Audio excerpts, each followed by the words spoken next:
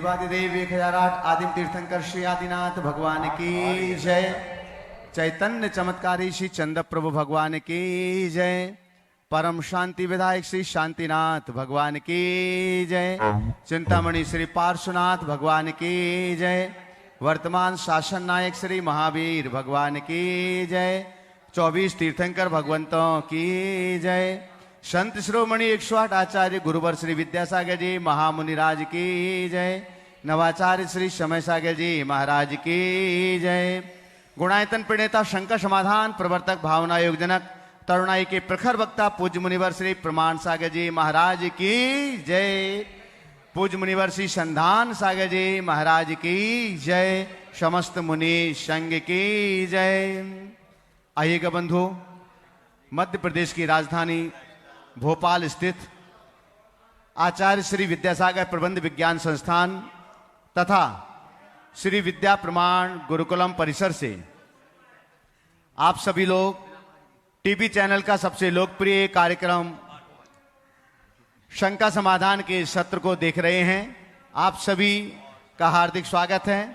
पारस channel, जिनवाणी channel, Adinath channel, प्रामाणिक app और अन्य डिजिटल माध्यमों से इस लोकप्रिय कार्यक्रम को देश और दुनिया में देखने वाले सभी सुधी श्रावकों का भी हार्दिक हार्दिक स्वागत एवं अभिनंदन है।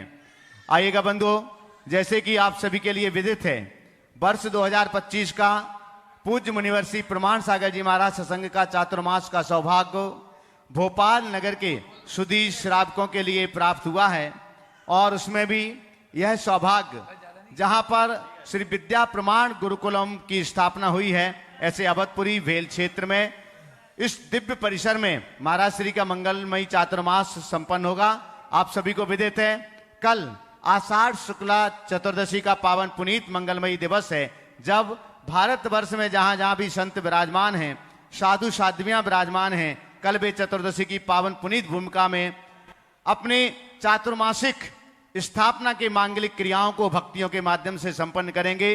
कल लगभग संघ के सभी सुधी साधुओं के, साध्वियों के, वृत्तियों के उपवास लगभग रहते हैं, वे संकल्पित होते हैं। और कल यहाँ पर भी लगभग जो श्रावक हैं वो तो यहाँ पर उपस्थित जितने रहेंगे, लेकिन पूज्य वर्ग के संपूर्ण संघ का कल उपवास रहेगा और वे भक्तियों के माध्यम से अपने चातुर्मासिक क्रियाओं को संपन्न करेंगे। बंधुओं, हम सभी को विदित है कि आने वाली 13 जुलाई को रविवार है और रविवार की पावन पुनीत मंगलमयी बेला में पूज्य मुनिवर सत्संग के चातुर्मास कलश स्थापना का मांगलिक कार्यक्रम संपन्न होगा। दोपहर 1:30 बजे से आप सभी लोग यहाँ पर उपस्थित तो रहेंगे ही रहेंगे अपने इष्ट मित्रों के साथ, लेकिन देश और दुनिया से भी अनेक लोग यहाँ पर सपरिवार पधार रहे हैं उस मांगलिक कार्यक्रम के लिए। उसके पूर्व 10 जुलाई को गुरु पूर्णिमा का पावन पुनीत मंगलमय महोत्सव है और गुरु पूर्णिमा का पावन दिवस गुरुवार के दिन ही आप सभी लोगों के लिए सौभाग्य मिल रहा है। प्रातःकाल 6:30 बजे से मंगलाष्टक अभिषेक और उस दिन महाशांति धारा संपन्न होगी। लगभग 1 घंटे तक चलने वाली महाशांति धारा, जो कि सहस्रनाम और बीजाक्षर संयुक्त शांति धारा होती है, वह शांति धारा पूज्य मुनिवर के मुखार बिंदु से संपन्न होगी। आप सभी लोग उसका भी सौभाग्य प्राप्त कर सकेंगे। साथ ही पूज्य मुनिवर श्री संधान सागर जी महाराज जी का 11वां मुनि दीक्षा दिवस भी उसी दिन हम प्रातःकालीन मंगलमयी बेला में बहुत आनंद और उत्साह के साथ में मनाएंगे। हम सभी को विदित है 11 तारीख को वीर शासन जयंती है और वीर शासन जयंती का भी मांगलिक कार्यक्रम इसी दिव्य परिसर में हम सभी लोग बहुत आनंद उत्साह के साथ में मनाएंगे। 12 तारीख को गुणायतन का दिव्यतम अधिवेशन यहाँ पर संपन्न होगा। गुणायतन की संपूर्ण कार्यकारिणी यहाँ पर उपस्थित रहेगी। संपूर्ण भारतवर्ष से गुणायतन से जुड़ने वाले लगभग सभी साथी यहाँ पर रहेंगे। भोपाल नगर के गुणायतन के जितने भी सदस्य हैं, चाहे वे शिरोमणि संरक्षक हों, चाहे संस्थापक सदस्य हों या अन्य किसी भी रूप में जुड़े हुए हैं, हमारा उन सभी से भी अनुरोध है, जो भी लोग इस चैनल के माध्यम से घर बैठे हुए इस कार्यक्रम को देख और सुन रहे हैं, वे भी एक गणवेश में आए और सपत्नीक आए, ताकि आप भोपाल में पधारे हुए गुणायतन के उन अतिथियों का सम्मान भी कर सकें और भोपाल की अपनी परंपरा, अपनी मर्यादा को भी उनके सामने उल्लिखित कर सकें। आइएगा, हम महाराज श्री के पावन श्री चरणों में निवेदन करें। उसके पूर्व महाराज श्री का मंगल आशीष ग्रहण करते हैं। दोनों हाथों को जुड़िएगा, आपके लिए भी मंगल आशीष मिलेगा और आपके माध्यम से देश और दुनिया में इस कार्यक्रम को देख रहे लोगों के लिए भी मंगल आशीष की छांव प्राप्त होगी। हे महाराज श्री नमोस्तु नमोस्तु नमोस्तु, इच्छामि इच्छामि इच्छामि। बंधुओं, आज श्री विद्या प्रमाण गुरुकुलम में शिक्षा मित्र के रूप में जुड़ रहे हैं रेखा सिंगला, कटक, ओडिशा से। अगर यहाँ पर उपस्थित हो तो आप जो यहाँ पर पधारें, आप लोग जोरदार करतल ध्वनि से उनका सम्मान कीजिएगा। शिक्षा मित्र के रूप में जुड़ रहे हैं, ऑनलाइन रेखा सिंगला, कटक, ओडिशा से जुड़ रहे हैं, तो एक बार आपकी तालियां चैनल के माध्यम से उनके पास तक पहुंचना चाहिए। और आइएगा, इसी के साथ में हम पूज्य मुनिवर श्री संधान सागर जी महाराज जी के पावन श्री चरणों में प्रार्थना करते हैं कि वे इस सत्र के लिए आगे बढ़ाएं। नमोस्तु।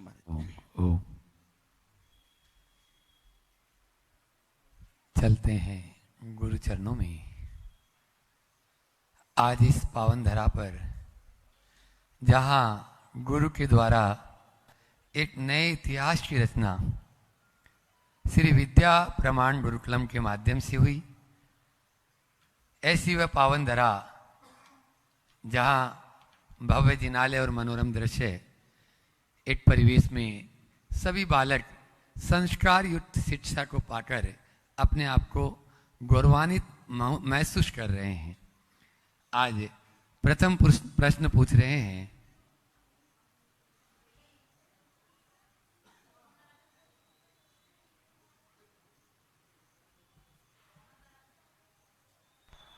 बोलो। जब शरीर जड़ है तो इसकी पीड़ा हमें क्यों होती है?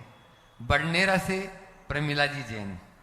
शरीर जड़ है तो इसकी पीड़ा हमें क्यों होती? क्योंकि हमारी बुद्धि शरीर में जड़ी हुई है। जिसकी बुद्धि शरीर से जड़ी है, जुड़ी है, उसको शरीरगत पीड़ा की अनुभूति होगी। और जिसकी बुद्धि शरीर से भिन्न आत्मा से जुड़ी है, उसको शरीर में पीड़ा होने के बाद भी उसकी अनुभूति नहीं हो।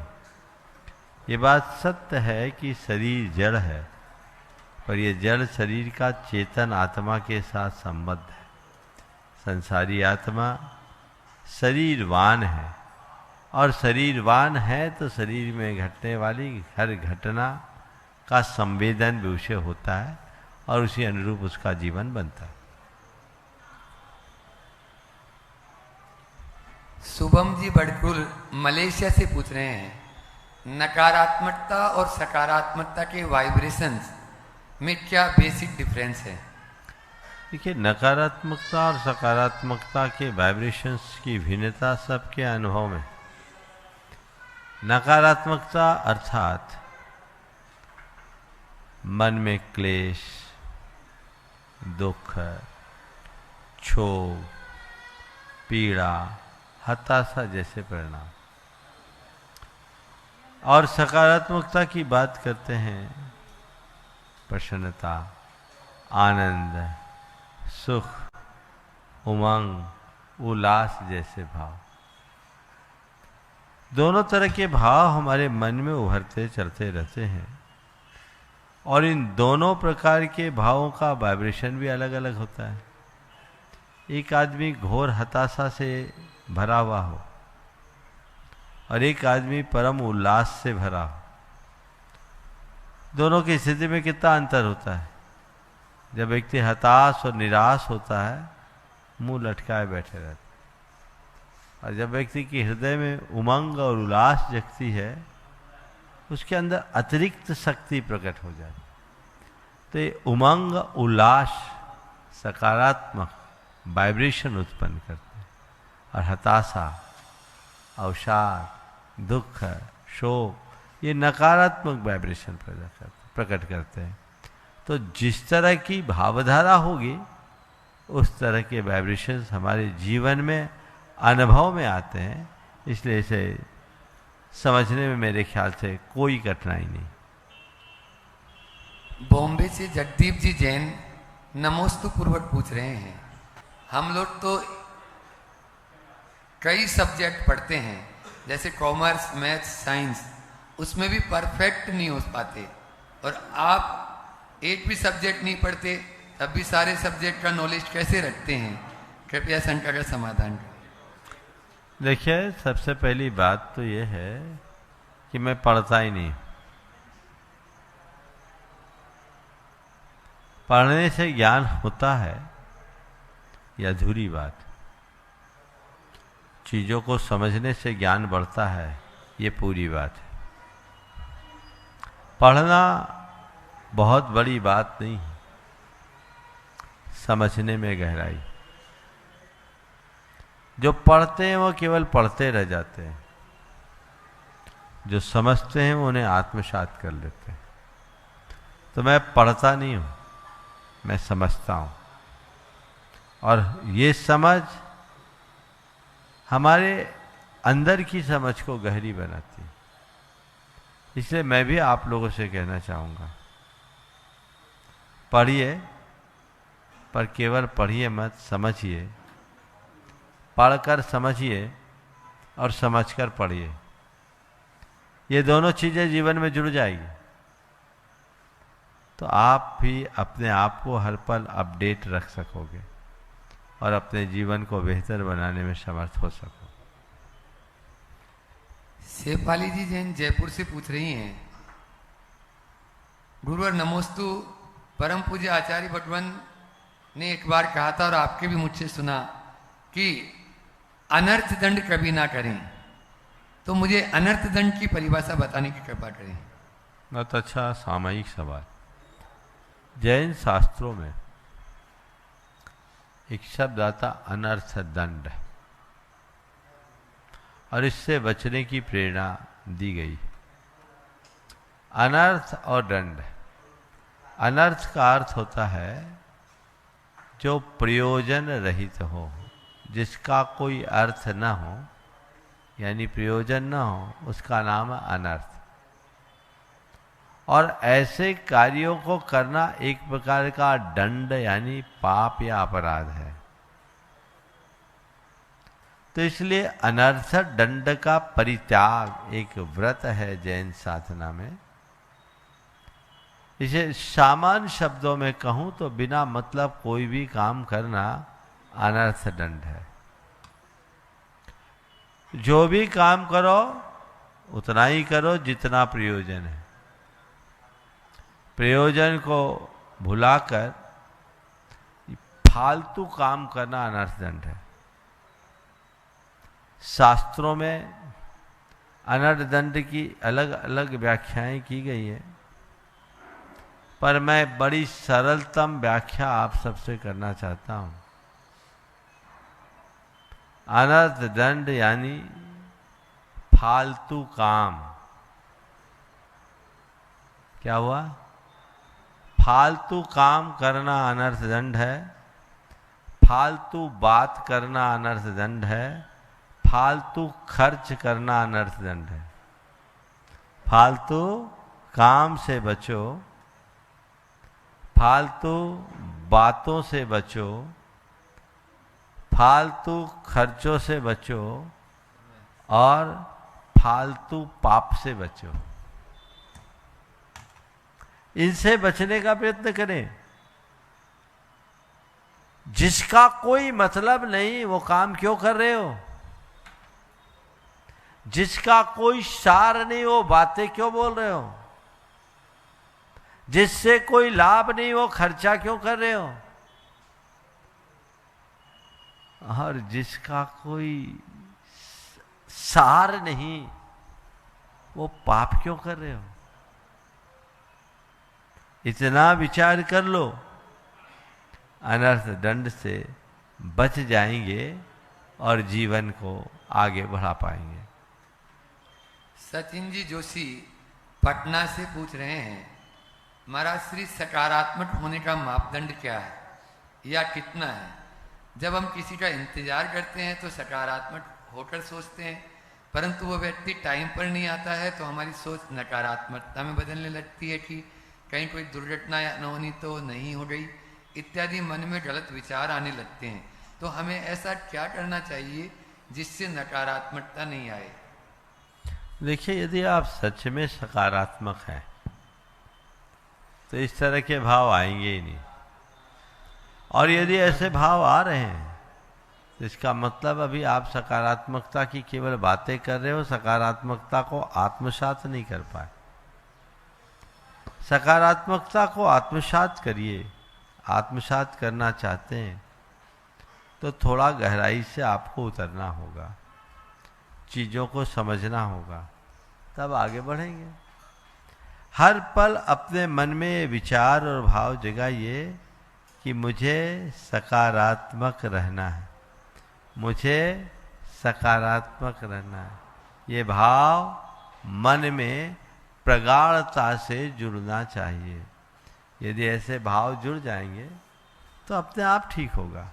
लेकिन प्रायः सबके मन में पलने वाले नकारात्मक संस्कारों की प्रबलता से व्यक्ति उल्टा ही सोचता है, उल्टा ही सुनता है, इसलिए चीज़ें ऐसी बन जाती हैं। उसे बदलना चाहिए। आप कहीं किसी को, कोई व्यक्ति आपसे कहा मैं आ रहा हूँ और 10 बजे तक आ जाऊँगा, और सामने वाला 10 बजे नहीं आया, 10:15 बज गया, आपके मन में आएगा क्यों लेट हो गया, क्या बात है। आपने कॉल किया और फोन घंटी पूरी जाए और सामने वाला रिसीव ना करे, अब क्या आएगा? क्या बात है, गाड़ी से गए हैं, पूरी रिंग बज रही है, सामने वाला उठा नहीं पा रहा है, कहीं है ना, क्या हो गया, कहीं एक्सीडेंट तो नहीं हो गया। ऑल इन एवरेज प्राय लोग ऐसा ही सोचते हैं। इसका मतलब अभी सकारात्मकता उतरी नहीं है। इसकी जगह अगर आप में सकारात्मकता होगी तो आप यही सोचेंगे ये व्यक्ति पंक्चुअल है, टाइम पर आता है, जरूर कोई आवश्यक काम होगा, किसी इमरजेंसी मीटिंग में होंगे, मीटिंग में देर लग गई होगी, आ जाएंगे, आ जाएंगे। ये अंतर है। एक व्यक्ति का बच्चा आईआईटी में सिलेक्ट हुआ और आईआईटी मुंबई में उसको स्थान मिला। अब बच्चे को मुंबई भेजा, माँ चिंतित हो रही है कि मेरा बेटा अकेले मुंबई कैसे जाएगा। माँ की हालत खराब। और पिता कह रहा है महाराज हमें खुशी है कि मेरा बेटा इस उम्र में अकेले मुंबई जाने लायक बन गया है। कितना अंतर है, हाँ? अकेले कैसे जाएगा यह सोचने वाले को अकेला मुंबई जाने लायक बन गया, ये भी तो सोचा जा सकता है। तो सोच में सकारात्मकता को बनाए रखकर हम अपने जीवन के क्रम को आगे बढ़ा सकते हैं। प्राकृति जी जैन इंदौर से पूछ रहे हैं, गलत और सही रास्ते में से एक चुनना फिर भी आसान है, परंतु दो सही रास्ते में से एक बेहतर रास्ता कैसे चुने? गलत और सही में से एक चुनना आसान है, पर दो सही रास्ते में एक बेहतर चुनना कैसे चुने? देख लो भाई, जिसमें जो ज्यादा बेहतर दिखे उसे चुन लो। ये दिक्कत तो होती है, अब दोनों बेहतर है, किसको चुने? तो भाई जो ज्यादा अच्छा लगे उसको चुन लो। चुन करके कुछ तो कर सकते हो। तो जम संयम तम समायरे की बात है। ये दुविधाएं सब में आती है, लेकिन कोई बात नहीं, एक को चुनो और आगे बढ़ते जाओ। दुविधा में अगर पड़े रहोगे तो कुछ नहीं कर पाओगे। जयंती जी जैन दमोह से पूछ रहे हैं, गुरुकुल में अनुशासन और स्वतंत्रता का संतुलन कैसे रखा जाता है?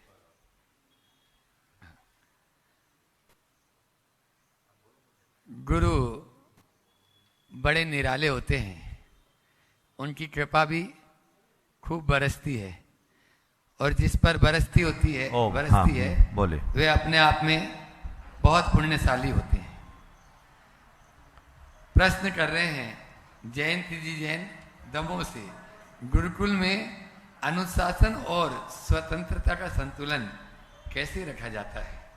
देखिए, गुरुकुल सच्चे अर्थों में गुरुकुल का मतलब ही है जहां अनुशासन कराया न जाए,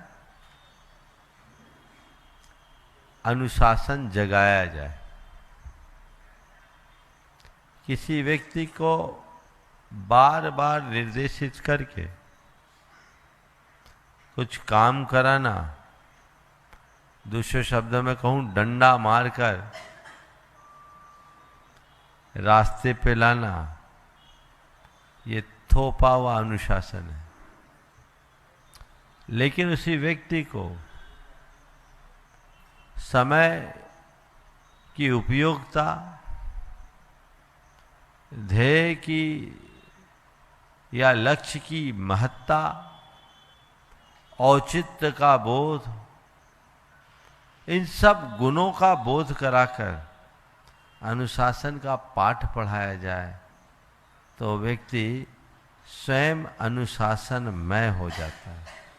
उसे कुछ कहना नहीं पड़ता, वह खुद की प्रेरणा से सब कुछ करना शुरू कर देता है। तो सच्चे अर्थों में जो गुरुकुल है उसमें ऐसा ही अनुशासन जगना चाहिए, जिसे हम आत्म अनुशासन कहते हैं। मैं गुरुकुल में रहने वाले सभी विद्यार्थियों से भी कहूँगा, अभी तो सब अपने अपने काम में लगे पढ़ रहे हैं, जिस दिन सामने आएंगे उस दिन चर्चा करूँगा। हमें इन्हें अंदर से अनुशासन सिखाना है, सीखना है, जागना है, अनुशासन के महात्म को जानना है। ये समझे कि अनुशासन का मतलब कोई बंधन नहीं, अपितु जीवन में एक लय। अगर लय के साथ जियोगे तो जीने का आनंद आएगा, और लय को तोड़ दोगे तो सब कुछ गड़बड़ हो जाएगा। आप अपनी शर्ट पहने हो, जो बटन जहां लगाना वहीं लगाए तो अच्छा है। ऊपर की काज में नीचे का बटन लगाओ तो क्या होगा? क्या होगा बोलो? काज बटन वही है, लेकिन थोड़ा ऊपर नीचे कर लोगे तो क्या होगा? हाँ, गड़बड़ होगा ना। बस इतनी ही बात समझनी कि हम ऊपर नीचे ना होने दें, अपने जीवन को बेहतर बनाएं, जो हमें हमारे लक्ष्य के निकट ले जाने में सहायक हो, तो चीज़ें सहज होगी, बोधगम्य होगी और हमें हमारे लक्ष्य के निकट पहुंचाने में सहायक बनेगी। सुरभि जी जैन दिल्ली से पूछ रही हैं, जीव पुद्गल से बंधा है, पुद्गल संसार से बंधा है। जीव जाना तो चाहता है वैराग्य के पथ पर, परंतु वहां जा नहीं सकता क्योंकि संसार से बंधा है, और यहाँ रहना नहीं चाहता क्योंकि उसका मन में तो वैराग्य में है। इस अवस्था में वो जीव कैसे रहे? देखिए, जिसका मन वैराग्य में है ना, वो कहीं नहीं रहेगा। वो वैराग्य में रहेगा तो आत्मा में ही रहेगा। हम लोग कह रहे हैं कि वो बंधा है, और वैराग्य से बंधा है तो क्यों? वैराग्य है तो फिर राग क्यों? वैराग्य है तो राग क्यों? अंदर से राग की अभिव्यक्ति हो रही है तो इसका मतलब है कि वैराग अभी पूरी तरह जगा नहीं। हमने तीर्थंकरों और अन्य महापुरुषों के जीवन चरित्र को पढ़ा है कि उनका चित्त जब वैराग्य से भरा तो उन्हें कोई रोक नहीं सका। वे सब बंधनों को चीर करके आगे बढ़े और अपने जीवन का पथ प्रशस्त कर लिया। इसलिए सच्चे अर्थों में वैराग को जाने समझे, अगर वो वैराग अंतर मन में जग गया तो फिर किसी भी प्रकार की कठिनाई का लेश नहीं बचेगा। और अभी यहाँ से प्रत्यक्ष रूप में जो उपस्थित है उनको लेते हैं। नरेंद्र जी पिंडरई सोनागिर मंदिर से अपने बीच में, वे अपना प्रश्न गुरु चरणों में करें। उसके बाद में गुरुकुल के छात्र अतिशय जी जैन सीए फांडुसेन के छात्र हैं, वे तैयार रहेंगे। गुरुदेव, आपका ये जो भोपाल में चतुर्मास हो रहा है, आपका ये सभी को पता था कि भोपाल में चतुर्मास होगा, लेकिन विद्या प्रमाण गुरुकुलम अवधपुरी में इनके तीव्र पुण्य से जो हो रहा है, बच्चों की 180 बच्चों का जो निमित्त हमको मिला, इनका तीव्र पुण्य था। और उनके निमित्त से हम भेल क्षेत्र वालों के 5 मंदिरों को और बल्कि भोपाल को जो निमित्त अवधपुरी में मिल रहा है, हम इन बच्चों को भी हम बहुत बहुत धन्यवाद देते हैं, क्योंकि इनके पुण्य से हम लोगों को लाभ मिल रहा है। मेरा प्रश्न ये है महाराज जी कि हमेशा ये कहते हैं शरीर नश्वर है और आत्मा अलग अलग होती है, पर हम जब भी इन बच्चों को देखते हैं और इनके पिताओं को देखते हैं तो ऐसा क्यों होता है कि इनको बच्चों को देखते लगता है कि आप फलाने बच्चों के बेटे हो। इनका शरीर जो नश्वर शरीर, जिसकी स्किन जो होती है, सैकड़ों बच्चों को हम देखते हैं। कभी कभी किसी बच्चों के जो ओंठ कटे रहते हैं, उनके पिता के भी और माँ के कटे रहते हैं, उनके बच्चों के भी कटे रहते हैं, 2-3 पीढ़ी तक चलते हैं। ऐसा भी कहते हैं कि ये खून का असर 7 पीढ़ी तक चलता है, संस्कार का चलता। तो ऐसा क्यों होता है कि उनका चेहरा जो है बच्चों से या माँ बाप से मिलता जुलता होता है, ऐसा क्यों है? ये मेरी शंका है, काफी दिनों से चल रही थी, आपसे निवेदन। देखिए, बात सही है। शरीर नश्वर है, आत्मा अमर। लेकिन संसारी आत्मा इस नश्वर शरीर में ही रहते आई है, और जब तक संसार में है सशरीर ही रहे। शरीर रहित आत्मा कभी नहीं रहती। अधिकतम 3 समय के लिए इस संसार में यह आत्मा शरीर रहित होती। तो शरीर का एक क्रम तो निरंतर और नियमित चलता ही रहता है। लेकिन आपने पूछा है कि पिता पुत्र की चेहरे को देखकर कैसे एक दूसरे की पहचान होती है, अर्थात वो साम्य क्यों? थोड़ा और वैज्ञानिक हिसाब से सोचें तो डीएनए से भी व्यक्ति का पूरा पता लगाया जाता है। ये डीएनए की समानता क्यों है? उससे व्यक्ति के वास्तविक पता तक का पता लग सकता है ना? तो ये सब क्यों है? विज्ञान तो इसके बारे में सब जेनेटिक कारण बताता है और उसके हिसाब से डीएनए की बात करता है। जैन शास्त्रों में भी इसके विषय में संकेत है। जैन शास्त्रों में ऐसा कहा गया है कि हमारा ये जो शरीर की संरचना होती, उसके योग्य कुछ विशेष प्रकार के परमाणु होते, और इसे एक प्रकार से कुल कोटि के रूप में कहा गया है। और ये जो हमारे परमाणु होते हैं, मनुष्य जैसी जन्म योनि में जन्म लेता है उसके अनुकूल होते हैं। इन दोनों का एक दूसरे के साथ तालमेल होता है।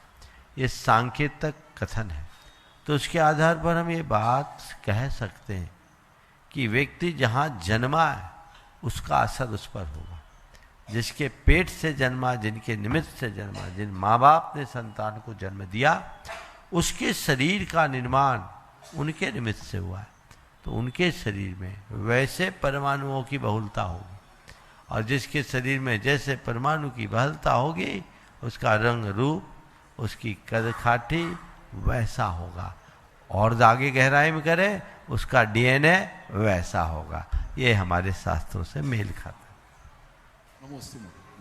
अतिशय जी जैन सीए फाउंडेशन के छात्र हैं, गुरुकुल के। वे अपना प्रश्न करें और उसके बाद में तैयार रहेंगी पुष्पा जी सोनानी। दो बच्चों को कर लो। हाँ, अभी एक को लेंगे। हाँ, इकट्ठे आ जाओ सब एक साथ। इसमें आधे बच्चे इनके साथ हो जाओ, अतिशय जी साथ में, फिर लक्ष्य के साथ में आधे बच्चे बाद में, या एक साथ खड़े हो जाओ। 2 प्रश्न करने, है ना? हाँ, सभी खड़े हो जाओ। ठीक है, 2 बार में हो जाए। हाँ, अब 2 प्रश्न कर लेंगे। फैल जाए। भाई भी करेगा। नमो।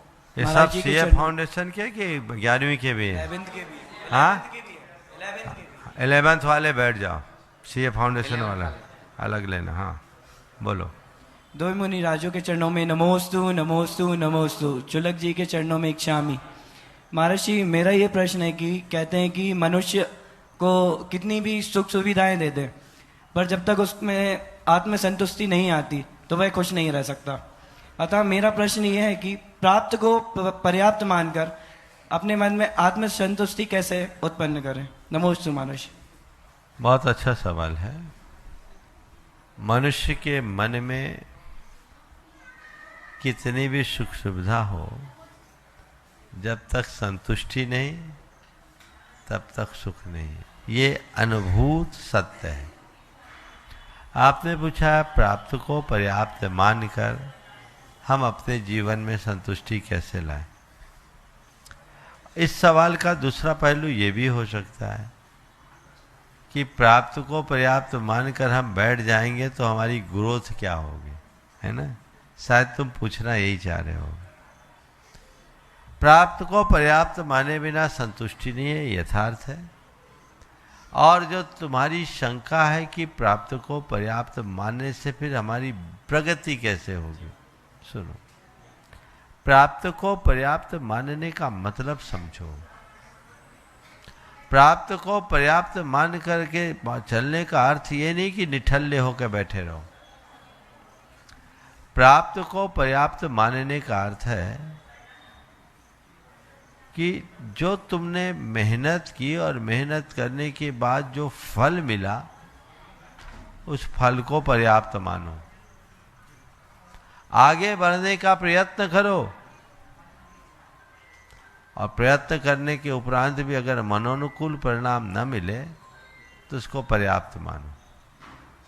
यह है प्राप्त को पर्याप्त मानने का अर्थ। निष्क्रिय और निश्चेष्ट होने की बात नहीं है। निश्चिंतता से जीने की प्रेरणा है। चिंता मुक्त होकर रहो। चलो, जो आया वो अभी पर्याप्त है, इससे हम काम लेंगे, फिर आगे बढ़ेंगे। यदि मनुष्य ऐसी दृष्टि को रखेगा तो उसको हमेशा अनुकूलता बनी रहेगी और उसके जीवन का पथ प्रशस्त होगा। नमोस्तु महर्षि, नमोस्तु महर्षि। लक्ष्य जैन वे अपना प्रश्न करें और उसके बाद में तैयार रहेंगी पुष्पाजी सोडानी। दोनों महाराज जी को मेरा नमोस्तु एवं क्षुल्लक जी को इच्छामि। महाराज जी, अगर हमें अपने बाहरी रूप को निहारना है तो आईने की मदद लगती है, लेकिन अगर हमें अंतरात्मा को पहचानना है और निहारना है तो किस चीज़ की मदद हमें लेनी चाहिए? उसके लिए भी आईना चाहिए। समझ गया? अंतरात्मा को पहचानने के लिए भी आईना चाहिए। कौन सा आईना? समझ गया? एक आईना है जो रोज देखते हो, और दूसरी ओर है भगवान, वो भी एक आईना है जहाँ हमें भीतर की तस्वीर दिखती। समझ गए? तो भगवान को अपना आईना मानो, गुरु को अपना आईना मानो। भगवान और गुरु को अपना आईना मानोगे तो जीवन का पथ प्रशस्त होगा। पुष्पाजी सोडानी जयपुर, और उसके बाद में मनोज जी जो यहीं भोपाल से ही हैं, उनके साथ में उनकी क्लास के 6वीं 7वीं के बच्चे। दोनों गुरु राजों के चरणों में नमोस्तु नमोस्तु नमोस्तु। क्षुल्लक जी महाराजों के चरणों में इच्छामि इच्छामि इच्छामि। थोड़ा सा पीछे आराम से बैठ जाए, काफी जगह है यहाँ पे। हाँ, महाराज श्री, हमारे जीवन में दो तरह के गुरु होते हैं, एक लौकिक गुरु, एक पारलौकिक गुरु, और दोनों के थोड़ा बच्चों की जगह खाली कर दे तो अच्छा रहेगा। बच्चों को एक साथ रहने दे, जो बड़े हैं वो बड़ों में चले जाएं। ओ हाँ, बोलिए। नमस्ते महाराज श्री, इच्छा है महाराज। महाराज श्री, हमारे जीवन में दो तरह के गुरु होते हैं, एक लौकिक गुरु, एक पारलौकिक गुरु। दोनों के बहुत उपकार होते हैं हमारे। महाराज श्री, उनका ऋण हम कैसे चुकाएं और इनमें क्या अंतर होना चाहिए? गुरु का ऋण कैसे चुकाए? गुरु का ऋण तो चुकाया नहीं जा सकता। वो निहि प्रतिकार होता है, दुख प्रतिकार। फिर भी लौकिक और लोकल तो जो भी गुण गुरु हो, उनके प्रति कृतज्ञता का भाव बनाए रखना, उनके बहुमान को बनाए रखना, उनके द्वारा प्राप्त निर्देशों को आत्मसात करना, उनके आदर्शों को अपने जीवन का आदर्श बना करके चलना, यह सब अपने आचरण और व्यवहार से उनके गौरव और गरिमा को बढ़ाना, यह सब गुरु गरिमा को बढ़ाने में निमित्त है और कुछ अंशों में गुरु को के ऋण को चुकाने का आधार है। इनमें अंतर कैसे समझा जा सकता? देखो, लौकिक गुरु को अपने जीवन के निर्वाह का माध्यम माने और पारमार्थिक जीवन गुरु को अपने जीवन के निर्माण का आधार समझे। नमस्ते। मनोज के जैन भोपाल और उसके सहपाठी सभी एक साथ खड़े हो जाएं, और उसके बाद में विराट जो उड़ीसा नवरंगपुर से, वह भी प्रश्न करेगा। थोड़ा दूर दूर आधे रहो। आधे आ जाओ, 2 बार में आ जाओ। देखो ऐसे नहीं, ओम। अभी अनुशासन क्या बोला?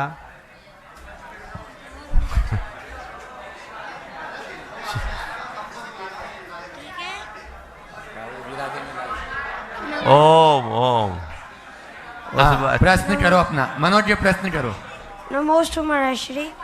महर्षि मेरा प्रश्न है कि अभी हम लोग की पीटी बनाने वाली है, 21 तारीख हमारी पीटी बनाने वाली है, और ना हम लोगों को ना मैम हमारा सिलेबस ही बहुत तेज करा रही है, और वो भी हम लोग कह रही है कि टेस्ट भी ले रही है, रिवीजन भी कराई, तो हम लोग इतने सारे काम मतलब ना एक बार में कर नहीं पाते।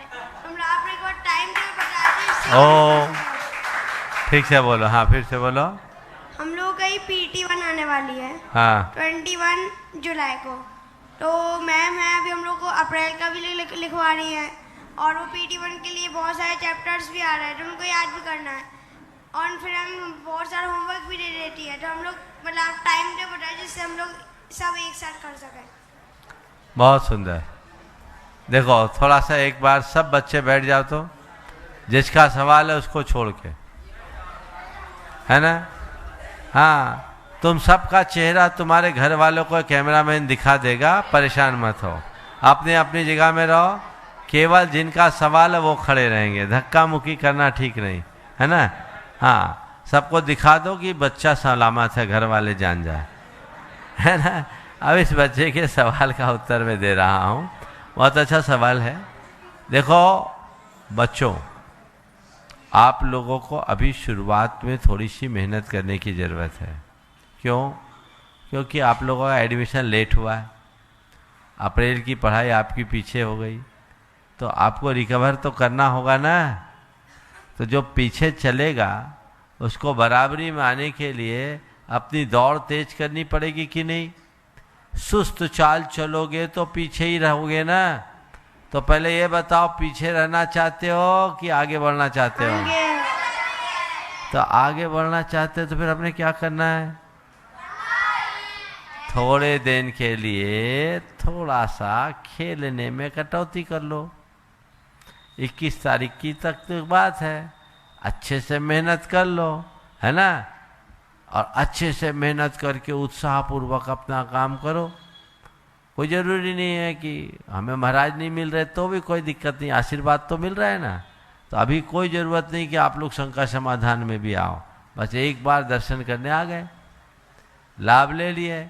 मेहनत से अच्छी पढ़ाई करके जो छूटा हुआ विषय है उसको रिकवर कर लो ताकि रिजल्ट अच्छा आए। मान लो पिछले साल से अच्छा रिजल्ट आएगा तब न तुम लोग गुरुकुल आने का अर्थ है, बोलो। हाँ, और रिजल्ट खराब आएगा तो लोग क्या कहेंगे? गुरुकुल के बच्चे अच्छे से पढ़ नहीं पाते हैं। गुरुकुल के बच्चे अच्छे से नहीं पढ़ पाते तो बाद में कहेंगे कि गुरुकुल में अच्छे नहीं पढ़ाई जाती, तो बदनाम कौन होगा? गुरुकुल। हाँ, गुरुकुल। चाहोगे गुरुकुल हमको बदनाम करना? नहीं ना। तो अब क्या करना है? चिल्लाना नहीं है, धीरे से बोलना। क्या करना है? अच्छे से मेहनत करना है ना। तो एकदम लगन से करो, अनुशासन में करो, उत्साह से करो, समझ गए? एकदम ऐसा करके बताओ कि तुम पर तुम्हारे घर वाले भी प्राउड करे, गर्व करे, उनको आनंद आए, समझ गए? इसलिए बिल्कुल घबराना नहीं है। जो मनुष्य कठिनाइयों से घबराता है वो ऊंचाइयों तक नहीं पहुंच पाता, समझ गए? ऊंचाइयों को छूना चाहते हो ना, बोलो। तो ऊंचाइयों को छूना चाहते हो तो कठिनाइयों को स्वीकार करो, समझ गए? ठीक है, बहुत हाँ जी। 9 से अगर कम आएंगे तो भी ऐसा कह रहे हैं कि आउट हो जाएंगे। क्या? अगर 90% से कम आएंगे ना तो भी आउट हो जाएंगे। देखो परसेंट का प्रेशर तो मैं नहीं देता, लेकिन अपने को आउट नहीं होना है। 90% क्यों, हमें अच्छे मन लगा के पढ़ाई करना, 100% लाना। हम लोगों को तो विश्वास है कि हम लोग 90 से ज्यादा ही लाएंगे। हाँ, हम लोगों को तो खुद पे विश्वास है कि हम लोग 90 से ज्यादा ही लाएंगे और एक भी बच्चा नहीं बहुत सुंदर। सुनो, बहुत अच्छा। एक बात सुनो सब बच्चे, आजकल स्कूल्स में परसेंटेज का बहुत प्रेशर रहता है। पर मैं कभी परसेंटेज को महत्व नहीं देता। इनके जितने अध्यापक गण हैं, मनीष जी वगैरह, कौन है, ऋतिक, ठीक है, तुम लोगों को प्रेरणा दी जाती है परसेंटेज की, है ना।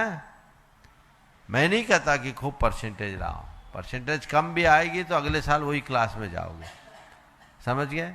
इसलिए इसका प्रेशर नहीं रखना। लेकिन हमें 90 ही क्यों, हमें तो 100% लाना है। क्या लाना है? 100%। 100% कब लाओगे? अच्छे से पढ़ेंगे, बस मन लगा के पढ़ना, परेशान बिल्कुल नहीं होना, समझ गए। पेपर में मार्क्स कम आए तो उसके लिए टेंशन नहीं करना, लेकिन पढ़ाई में जी न लगे तो जरूर चिंता करना। तो जी लगा करके पढ़ना है, अच्छे से पढ़ोगे तो अच्छे परसेंटेज भी आएंगे और जीवन भी अच्छा बनेगा और अपना अनुशासन भी अच्छा होगा, ठीक है। विराट जैन जो उड़ीसा नवरंगपुर से यहाँ पर गुरुकुल का छात्र है, वो अपना प्रश्न करें। नहीं है, हो गया, सब बच्चों का हो गया। चलो हाँ, चलो आगे अपन चलते हैं। और अब महावीर जी सिंगई, सिद्धार्थ लेट सिटी, वे अपना प्रश्न तैयार रहेंगे। प्रेमचंद जी प्रेमी, शिरोमणि संरक्षक गुणायतन और अध्यक्ष दयोदय महासंघ, वे भी अपना प्रश्न करेंगे। पहले अपनी बात महावीर जी सिंगई, प्रश्न। हम सभी के आराध पूज्य मुनि श्री परमार सागर महाराज के पावन चरणों में, मुनि श्री संदान सागर जी महाराज के पावन चरणों में सत सत नमन, सत सत नमन, सत सत नमन। छुल्लक महाराज जी सभी के चरणों में एक छामी, एक छामी, एक छामी। गुरुदेव, आपने भोपाल में विद्या प्रमाण गुरुकुलम की स्थापना कर इन सभी बच्चों के चेहरे पर जो मुस्कान दी है, उसका भोपाल सदा आभारी रहेगा आपका, और हम सभी कृतज्ञता ज्ञापन करते हैं इसका। पूज्य श्री विद्यासागर जी महाराज की मूक माटी की ये पंक्तियां बिल्कुल चरितार्थ होती हैं। गुरुदेव, पाप पुण्य से मिलने आया है, विष पीयूष से धुलने आया है, हे प्रकाश पुंज प्रभाकर अंधकार की प्रार्थना सुनो, बार बार भगाने की अपेक्षा एक बार इसे जगा दो स्वामिन, अपने में जगह दो, इसे मिटाओ या मिला लो अपने में। प्रकाश का सही लक्षण यही है जो सबको प्रकाशित करे। भागशाली भागीन को कभी भगाते नहीं प्रभु, भागवान भगवान बनाते हैं। विद्या प्रमाण गुरुकुलम के लिए ये पंक्तियां बिल्कुल चरितार्थ होती हैं। गुरुदेव, अभी आपने गुरुदेव भोपाल में विद्या प्रमाण गुरुकुलम की स्थापना की, बच्चों को पंख दिए हैं 4 माह में। निश्चित ही आपके आशीर्वाद से इनको उड़ान प्राप्त होगी, ये हम सभी का पूर्ण दृढ़ विश्वास है। आपने जो आइकॉन बनाने का इन बच्चों को सपना लिया है, पूरा देश क्या पूरा विश्व जानता है इस चीज को, कि आपने जो सोच रखा है, आपका जो सकारात्मक दृष्टिकोण है, वो हर किसी के पास नहीं है। और ये सकारात्मक दृष्टिकोण आपके आशीर्वाद रूपी संबल से पूर्ण होगा। आपने विद्या प्रमाण गुरुकुलम में चातुर्मास की स्थापना की जो स्वीकृति दी है, उसका उपकार रूपी जो त्याग किया है, निश्चित ही उपकार रूपी त्याग है। पूरे देश से आपके लिए चातुर्मास कलश के लिए कहां कहां से लोग यहां आ रहे हैं, ये सबको पता है। लेकिन आपने चुना विद्या प्रमाण गुरुकुलम को, और इन बच्चों के लिए निश्चित ही ये मील का पत्थर साबित होगा। पूरी देश की निगाहें आपके इस चातुर्मास पर टिकी हैं। इन बच्चों का भविष्य का एक नई दिशा मिलेगी। भोपाल, अभी तो ये भोपाल ओम ओम, सीधे सीधे बात करो भाई, भूमिका मत बनाओ लो। प्रश्न ये है गुरुदेव, मुख्य प्रश्न आपको सुनाए, ये प्रश्न भी है, शंका भी है और समाधान भी है। आपने चातुर्मास कलश में एक चक्रवर्ती का मुख्य कलश और 9 रत्नों की स्थापना के संकेत दिए हैं, लेकिन पूरे देश से हमारे पास समिति के पास फोन आ रहे हैं कि गुरुदेव हम कैसे इस चातुर्मास कलश में जुड़ेंगे। हमारा क्या योगदान, सभी योगदान इसमें देना चाहते हैं और ये कैसे पूर्ण होगा, इस पे आपका समाधान चाहिए गुरुदेव। ओ बड़ी लंबी भूमिका, 4 मिनट की। देखो, चातुर्मास की स्थापना तो होनी है और ये स्वाभाविक है कि चातुर्मास के प्रति हर किसी के मन में उत्साह रहता है। हर व्यक्ति, हर परिवार चाहता है कि चातुर्मास में मेरा कोई योगदान हो। विगत चातुर्मासों में कलशों की स्थापना होती थी और उन कलशों के माध्यम से बहुत सारे परिवार के लोग जुड़ते थे, सबको अवसर मिलता था। पिछले वर्ष से मेरे मन में आया कि इतने सारे कलशों की जरूरत नहीं, कलश तो एक ही है, एक कलश रखो, एक यजमान बना दो, चातुर्मास की व्यवस्था हो जाएगी। मैंने ऐसा भाव व्यक्त किया तो इंदौर में लोग तुरंत तैयार हो गए और अन्य लोग भी चाहे हमें जुड़े, तो हमने नवरत्न की व्यवस्था की और ये बड़ा सफल प्रयोग रहा। और मुझे लगा कि इसी प्रयोग को आगे भी बढ़ाना चाहिए और वही प्रयोग इस वर्ष भी यहाँ पर चल रहा है। चातुर्मास में एक मुख्य व्यक्ति जिसे चातुर्मास चक्रवर्ती के नाम से संबोधा जाएगा और उनके करकमलों से यहाँ चातुर्मास का कलश स्थापित किया जाएगा। यह वह परिवार होगा जिसका इस चातुर्मास में सबसे महनीय योगदान होगा।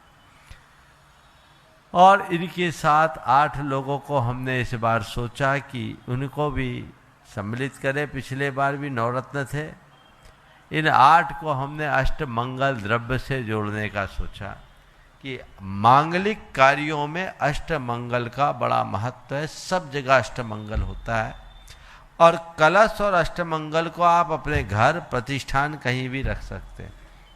प्रातिहार घर में नहीं रखे जाते। कलश और अष्टमंगल में भी कलश है, अलग से भी कलश है। तो हमने कहा मंगल कलश आप एक मंगल के प्रतीक में रखते हैं, तो इस बार अष्टमंगल रख लेते हैं। इनका नाम 9 रत्न की श्रेणी में होगा और चातुर्मास के अंत में इन्हें उसी रूप से नवाजा जाएगा। चातुर्मास चक्रवर्ती, चातुर्मास रत्न, चातुर्मास भूषण, चातुर्मास तिलक, इन नामों से उस परिवार की एक प्रशस्ति बनेगी। आप लोगों ने कहा कि बहुत सारे लोगों की भावना है जी महाराज जी कि हम भी जुड़े, हमको इससे लाभ मिले। मैं इस बार किसी को निराश नहीं करना चाहता, इसलिए कि इस बार ये चातुर्मास गुरुकुलम में हो रहा है। जय हो, जय हो। और आप लोग अगर जुड़ना चाहते हैं तो आपका जो भी योगदान होगा वो इस गुरुकुलम के लिए उपयोग में आएगा। गुरुकुलम की परियोजना बन रही है और बहुत बड़ी परियोजना है जो बहुत जल्दी आकार लेने वाली है। हमारे कमेटी पूरी उसकी नक्शे वगैरह की तैयारी कर रही है और मैं समझता हूँ अतिशीघ्र वह पूरी होगी और जब आप सबके बीच सामने आएगी तो आप भी उसे पूर्ण करने के लिए तत्पर होंगे। जी महाराज। तो मैं तो चाहता हूँ जितने भी भक्त लोग चातुर्मास कलश स्थापना में जुड़ना चाहते हुए हताश मत हो। जय हो, जय हो। वे हताश ना हो। मैंने सबके लिए व्यवस्था सोची है। अपनी शक्ति और परिस्थिति के अनुरूप मैंने सोचा है कि ये 9 रत्न तो रहेंगे मुख्य वो ही जी, लेकिन आपका योगदान चातुर्मास में हो तो हमने इस बार गुरुकुल गौरव के रूप में एक स्थान दिया। दूसरा गुरुकुल नायक के रूप में एक स्थान दिया। जय हो। तीसरा विद्या विभूति का स्थान दिया जय हो। और चौथा गुरुकुल मित्र के रूप में आपको जय स्थान हो। दिया। इन चारों को नंदावर्त स्वस्तिक स्थापित करने का सौभाग्य मिलेगा। जय हो। और ये सब एक जगह हमारे ही कक्ष में विराजमान होंगे जहां पूरे चातुर्मास की आराधना होगी और ये सब मंत्राराधना से संयुक्त होंगे। चातुर्मास के उपरांत जिनका जिस रूप में योगदान होगा, गुरुकुल 9 रत्न तो लगभग हो ही गए।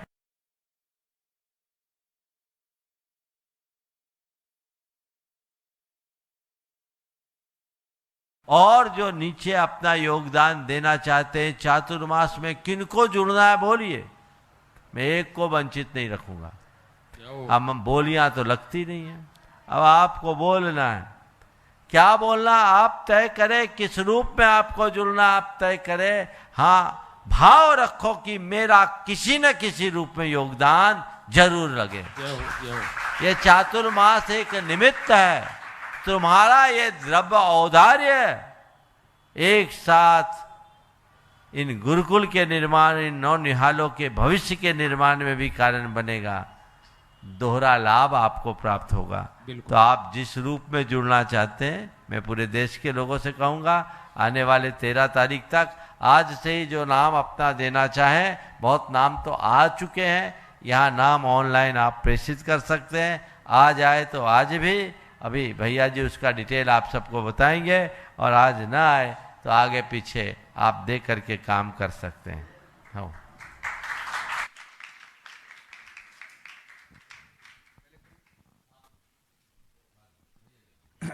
पहले अशोक भैया जी, फिर प्रेमचंद जी प्रेमी। बंधुओं, जैसे कि महाराज श्री ने आप सभी के लिए बतलाया है, ये इस वर्ष आपका सौभाग्य है। पिछले वर्ष इंदौर में समाज के भी बहुत लोग कहते रह गए, बाहर से भी जो हर वर्ष महाराज श्री के श्री चरणों में पहुंच करके चातुर्मास स्थापना के लिए अपना सौभाग्य अर्जित करते हैं, उन्होंने भी कहा, लेकिन पिछले वर्ष सिर्फ 9 रत्न और मुख्य यजमान के अलावा अन्य किसी से कोई भी राशि नहीं ली गई थी, क्योंकि इंदौर के लिए इसकी आवश्यकता बहुत ज्यादा नहीं थी। लेकिन इस वर्ष आपसे ये सब कहा जा रहा है, क्योंकि ये एक सिर्फ चातुर्मास का सौभाग्य आपके सामने नहीं है, बल्कि जो 180 इन मेधावी बच्चों का चयन इस वर्ष श्री विद्या प्रमाण गुरुकुलम के लिए हुआ है। आप सभी को मालूम है, इन सभी की संपूर्ण शिक्षा निःशुल्क है, और ये बीड़ा उठाया है गुणायतन परिवार ने। तो आपकी जो भी चंचला लक्ष्मी का सदुपयोग आप करते हैं, आपके लिए गुणायतन परिवार से जुड़ने का सौभाग्य मिलेगा। और आपके लिए बतला दिया गया है, गुरुकुल गौरव के रूप में आप 11 लाख रुपए की राशि से जुड़ सकते हैं। बहुत सारे लोग जुड़ चुके हैं। गुरुकुल नायक के रूप में आज 5 लाख रुपए की राशि से जुड़ सकते हैं। विद्या विभूति के रूप में आप 2,51,000 रुपए की राशि से जुड़ सकते हैं, और साथ ही साथ गुरुकुल मित्र के रूप में 1,21,000 रुपए की राशि से आप जुड़ सकते हैं। ये आपका सौभाग्य होगा।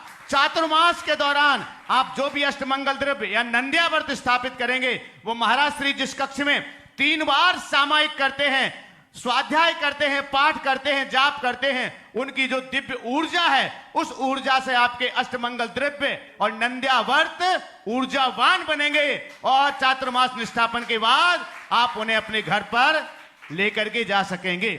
तो ये सौभाग्य आपके हाथों में है। आपके टीवी स्क्रीन पर प्रोमो के साथ भी नंबर्स चल रहे हैं, वैसे भी नंबर्स चल रहे हैं, और गुणायतन के नंबर पर भी कार्यालय में आप संपर्क करके अपनी सूचनाएं वहां पर दे सकते हैं, ज्यादा से ज्यादा संख्या में, ताकि 13 जुलाई रविवार को जब दोपहर 1:30 बजे मुख्य पांडाल में इन 180 बच्चे, ये भी रविवार है तो सारे बच्चे भी उस कार्यक्रम में उपस्थित रहेंगे, तो आप देखेंगे, और उस संपूर्ण कार्यक्रम का लाइव प्रसारण किया जाएगा, सीधा प्रसारण किया जाएगा। हाँ, पारस चैनल, जिनवाणी चैनल, और उसके बाद आदिनाथ प्रामाणिक तो आपके साथ रहते ही रहते हैं, तो इन दोनों चैनलों पर लाइव प्रसारण किया जाएगा। तो आप ज्यादा से ज्यादा संख्या में अपने नामों को दीजिएगा, अपनी चंचला लक्ष्मी को सार्थक कीजिएगा, सफल कीजिएगा। 1 पैसे से 3 पुण्य आपकी झोली में आने वाले हैं। चातुर्मास की धर्म प्रभावना, बच्चों का स्वर्णिम भविष्य और गुणायतन परिवार से जुड़ने का अवसर। तो ज्यादा से ज्यादा संख्या में आप जुड़िएगा, ताकि 13 जुलाई रविवार को आप उस विशालतम पंडाल में लाइव प्रसारण में, और ये सिर्फ भारत में नहीं, भोपाल में नहीं, दुनिया के लगभग 200 देशों में इस कार्यक्रम को देखा जाता है। आपकी छवि, आपका नाम उन देशों तक भी जाएगा, इसलिए आप ज्यादा से ज्यादा संख्या में जुड़े। प्रेमी जी, समय हो गया, कल करना। चलिए, बहुत हो गया। चलेगा। गुरु भक्ति के लिए सभी तैयार। अथ प्राणिक आचार्य बनना है आप।